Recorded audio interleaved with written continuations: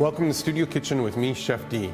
Simple, easy recipes that are always better with Bothwell cheese. Today we're going to use Parmesan cheese in a simple roasted tomato and grape tomato pasta dish. So I'm going to warm my pan up. I have some garlic here. I also have some fresh rosemary.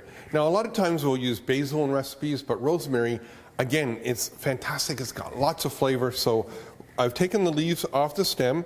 We're just going to give it a quick chop. And now we're going to add a tablespoon of olive oil into our pan. And you just want to warm that up just till that aroma comes out and you smell it all over the kitchen. We're going to add our onions. 1 cup of diced white onion. Going to add my rosemary and garlic to this.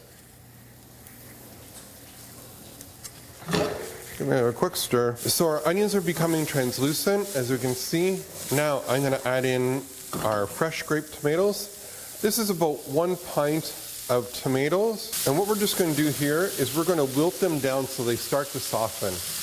In real time, this will take between 3 and 4 minutes. So I have 1 cup of roasted tomato. We're going to add this in. I'm going to add in about 1/2 cup of white wine. Again, if you're cooking the pasta right beside this dish, you can be taking some of the pasta water and using it instead of the white wine. A little bit of salt. A little bit of pepper. And then I'm going to take 2 cups of our cooked pasta. Again, just add it in. And it'll take about a minute for it to warm up because it's already cooked. Simple, fast, a whole dinner done for you in 5 minutes. Okay, maybe 7. Take it off the heat and put it in our bowls.